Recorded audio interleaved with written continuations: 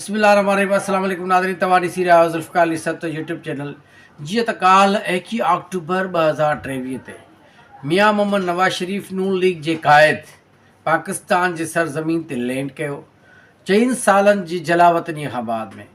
जलावतनी ते न हुई, पाण ई पंहिंजो पाण खे अदालत में 50 रुपए जे स्टॉम्प पेपर ते पंहिंजे भाउ शहबाज़ शरीफ़ जी ॾिनल ज़मानत जे हवाले सां मोहलत वरिती त मूंखे 2-3 हफ़्तनि जे लाइ मोहलत ॾिनी वञे त मां ॿाहिरि मुल्क मां पंहिंजो इलाजु करायां। उन इलाज जे बहाने सां वियल मियां मोहम्मद नवाज़ शरीफ़ 4 सालनि ताईं ॿाहिरि पंहिंजो इलाजु कराईंदो रहियो। जॾहिं हुनखे हिन वक़्तु मौजूदु दौर जे अंदरि क्लीन चिट मिली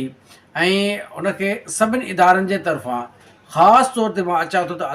अदलिया जे हवाले सां त क्लीन चिट मिली त तव्हां अचो पाकिस्तान जी ज़मीन ते, तव्हांखे कंहिं बि तरीक़े सां गिरफ़्तार न कयो वेंदो। हिकु उहो शख़्स जेको जेल में हुयो, उन 50 रुपए जे स्टॉम्प पेपर ते ज़मानत जे हवाले सां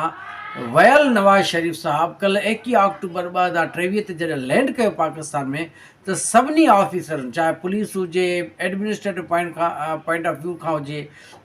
कमिश्नर लेवल ते, सभिनी सलाम ऐं सलूट पेश कया ॿिया मोहम्मद नवाज़ शरीफ़ साहब खे त तव्हांजी आमद खे वेलकम चऊं था ऐं तव्हां अचो असांजे हिन मुल्क जे अंदरि वरी चोथों दफ़ो वज़ीर आज़म तव्हां ई थियो ऐं हिन मुल्क खे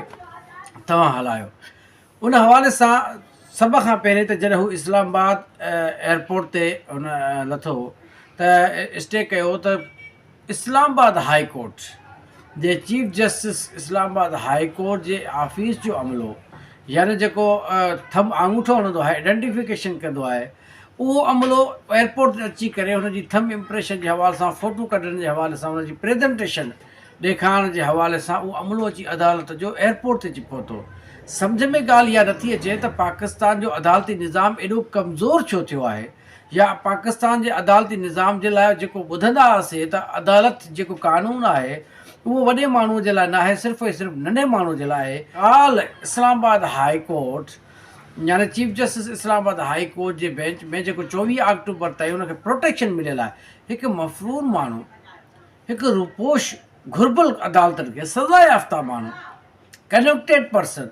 खे प्रोटेक्टिव बेल ॾियण जे हवाले सां ही कानून जे कहिड़े दायरे में हिन सिस्टम खे खणी वञनि था। कानून खे इमरान ख़ान जे हवाले सां जेकॾहिं ज़िक्र कजे त उनखे इस्लामाबाद जे चीफ जस्टिस साहिबु वान पे कयो बार बार त पेश कयो इमरान ख़ान खे, न त हिन ज़मानत रद्द थींदी। हू पंहिंजी सिक्योरिटी पर्पज़ जे हवाले सां, सिक्योरिटी हालातनि जे हवाले सां इमरान ख़ान साहब इहा वाज़े कंदो रहियो बार बार थ्रू दियर हिज़ काउंसिल्स, पंहिंजे वकीलनि जे मार्फत, त मूंखे सिक्योरिटी रिस्क आहे, मूंखे प्रोटेक्टिव ॾिनो वञे, मूंखे हिते ई ॿुधो वञे त कैमरा सिस्टम हणायो वञे त माना यानी कैमरा जे थ्रू मुंहिंजी प्रोसीडिंग थी वञे। लेकिन उहा सभु शइ डिनाए कई। आख़िर हुनखे इस्लामाबाद जे चीफ जस्टिस हाई कोर्ट जे इहाते जे अंदरि हुनखे गीले घसे करे फ़ोटू आइडेंटिफिकेशन ब्रांड मां हुनखे पुलिस जे तरफ़ां गिरफ़्तार करायो वियो। ऐं उहो ई chief justice Islamabad high court चवे त गिरफ़्तारी त जाइज़ आहे, लेकिन मां हिन जे ख़िलाफ़ु जेको कोर्ट जे अंदरि जेको हरकत थी आहे उनजे ख़िलाफ़ु एक्शन खणां थो। काल्ह इस्लामाबाद हाई कोर्ट जो जेको अमलो आइडेंटिफिकेशन जो जेको इस्लामाबाद एयरपोर्ट ते पहुतो, उन त पूरे पाकिस्तान जे अदालती निज़ाम ते सवालिया निशान छॾे छॾियो आहे। पूरी 23 करोड़ अवाम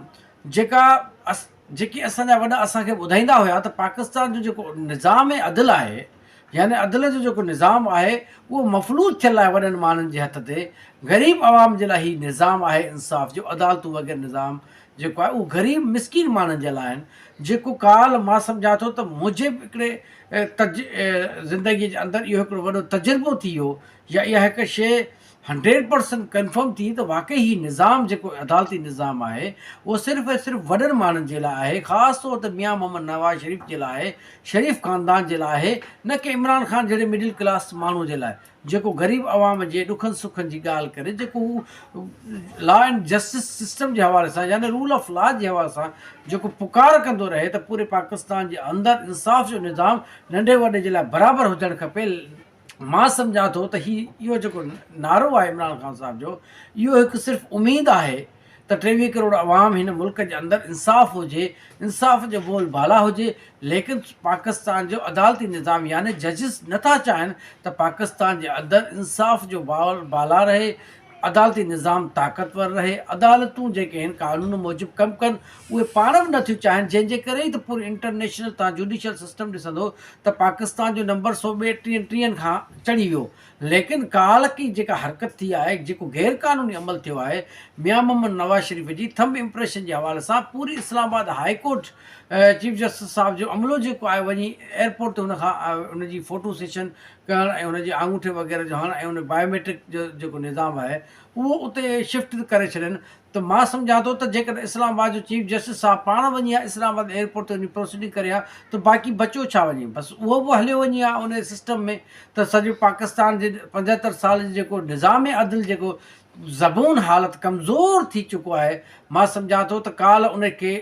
मौत अची वियो आहे। पाकिस्तान जो अदालती निज़ाम 100% ख़तमु आहे। कंहिं बि तरीक़े सां चीफ जस्टिस ऑफ पाकिस्तान जे कादी फ़ाइज़ीसा साहिबु, मां जेका उमेदु हुई सुओ मोटो वठणु खपंदो हो त इस्लामाबाद हाई कोर्ट जो अमलो काल्ह कंहिंजी इजाज़त सां उते वञी पहुतो आहे, उहो कंहिंजे इजाज़त सां इस्लामाबाद हाई कोर्ट जो अमलो वञी एयरपोर्ट ते नवाज़ शरीफ़ साहिब जी बायोमेट्रिक करणु वियो आहे।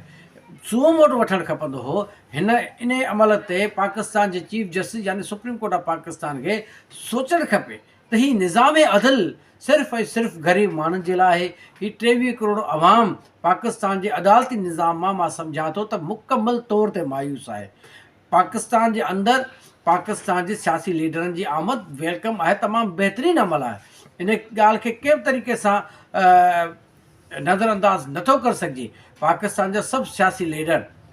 चाहे नवाज़ शरीफ़ साहिबु हुजे, पाकिस्तान पीपल्स पार्टी तरफ़ां हुजनि, PTI हुजे, हर सियासी जमात जो हर कारकुन, हर लीडर, हर जेको अॻवान आहे उहो क़ाबिल इज़त आहे। उन्हनि खे पाकिस्तान जे अंदरि हुजणु खपे, पाकिस्तान जे अंदरि वेही करे पाकिस्तान जे अवाम जा मसइलनि खे ॿुधणु खपे ऐं हल करणु खपे। लेकिन जेको पाकिस्तान जे अदालती निज़ाम जेको पूरे सियासी पार्टियुनि जे हवाले सां हशर नशर कयो आहे 75 साल पाकिस्तान जे अवाम जो ऐं पाकिस्तान जे सिस्टम जो, मां सम्झां थो त कंहिं बि इदारे जो एतिरो ॾोह कोन्हे की जेको पाकिस्तान जे अदालती निज़ाम जो ॾोह आहे। पाकिस्तान जो अदालती निज़ाम मुकमल तौर ते तबाह ऐं बर्बाद थी चुको आहे। मां नथो सम्झां त काल्ह की हरकत खां बाद में पाकिस्तान जे अदालती निज़ाम ते पाकिस्तान जे अवाम जेको एतमाद रहे। हाणे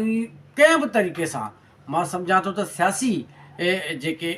अॻवान आहिनि, पार्टियूं आहिनि, उहे पाण में वेही करे हिकु अहिड़ो लाइमल उन्हनि खे जोड़णु खपे त पाकिस्तान जे अदालती निज़ाम खां हटी करे को हिकु अहिड़ो लाइमल अख़्तियार कनि त हू जीअं पाकिस्तान जे अवाम जी का ख़िदमत करे सघनि। कंहिं बि तरीक़े सां ही पाकिस्तान जो अदालती निज़ाम जेको आहे उहो सिर्फ़ु हिकिड़ो फॉर्मल रूटीन वर्क जे हवाले सां, किताबनि जे हवाले सां जेको ॾिसण में अचे थो, बाक़ी कंहिं बि तरीक़े सां हुन में का जान न रही आहे। उनखां वधीक मां सम्झां थो त पाकिस्तान जेको आइन आहे 1973 जो, उहो हर तरीक़े सां उहो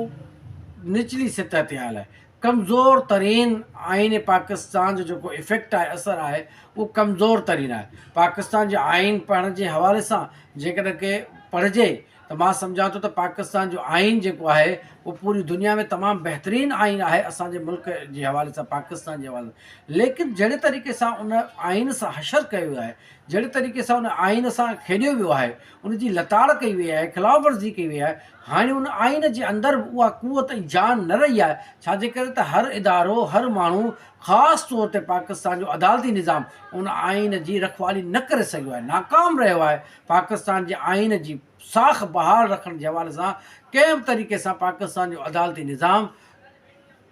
कमज़ोर रहियो आहे, हुन में जान न रही आहे, हू उनजी साख बहाल करण में नाकाम रहियो आहे। इन करे मां सम्झां थो त पाकिस्तान जो अदालती निज़ाम पाकिस्तान जे अवाम खे मायूस करे चुको आहे। पाकिस्तान जो अदालती निज़ाम मां पाकिस्तान जे अवाम खे कंहिं बि तरीक़े सां का बि उमेदु कान्हे। पाकिस्तान जो जेको सिस्टम आहे उहो हिन वक़्तु मां सम्झां थो त पाकिस्तान जे सियासी लीडरनि जे हवाले सां वरी बि उमेदु करे सघिजे थी त पाकिस्तान जी जेके सियासी पार्टियूं आहिनि पाण में मुतफ़िक़ थी करे, पाण में यकजा थी करे पाकिस्तान जे सिस्टम खे, पाकिस्तान जे अवाम खे उहो कंहिं तरीक़े सां डेवलप करे सघनि था। बाक़ी जंहिं हद ताईं पाकिस्तान जे अदालती निज़ाम जी ॻाल्हि आहे त उहो सिर्फ़ु ऐं सिर्फ़ु अमीर जे लाइ, वॾे माण्हूअ जे लाइ, ताक़तवर जे लाइ उहो पाकिस्तान जो अदालती निज़ाम आहे, न की कंहिं ग़रीब जे लाइ।